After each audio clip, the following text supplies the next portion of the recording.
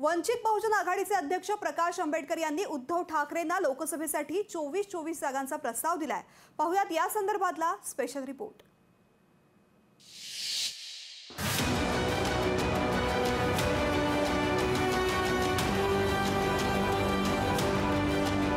लोकसभेसाठी प्रत्येक पक्ष आता मोर्चे बांधणी करतो। मवियाची दारं ठोठावून झाल्यानंतर प्रकाश आंबेडकरांनी आता आपला मोर्चा केवळ उद्धव ठाकरेंकडे वळवला। 12-12च्या फॉर्म्युलावर काहीच उत्तर न आल्यानं प्रकाश आंबेडकरांनी काँग्रेस आणि शरद पवारांच्या राष्ट्रवादीला निर्वाणीचा इशारा दिलाय। मवियातल्या घटक पक्षात अर्थात शिवसेना, काँग्रेस आणि शरद पवारांची राष्ट्रवादी यांच्यात युती झाली नाही तर उद्धव ठाकरेंची शिवसेना आणि वंचित बहुजन आघाडी 24 जागा लढवतील असा थेट इशाराच आंबेडकरांनी दिलाय। मवियामध्ये वंचितला घ्यायचं की नाही याविषयी काँग्रेस थेट भूमिका घेत नाही आणि नकारही देत नाही। त्यामुळे प्रकाश आंबेडकरांनी आता 2 हात करायचे ठरवल्याचं दिसतंय।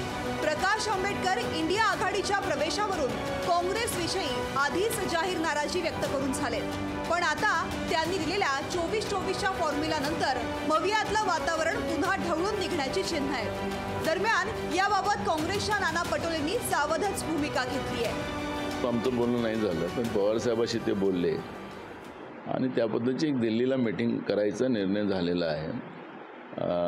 पवार साहेबांचं माझंही बोलणं झालेलं आहे। त्याच्यामुळे या सगळ्या गोष्टीवरची चर्चा दिल्लीमध्ये केली जाईल। सगळे जे लोक बीजेपीचा विरोध करतात या सगळ्यांचीच गरज आम्हाला आहे।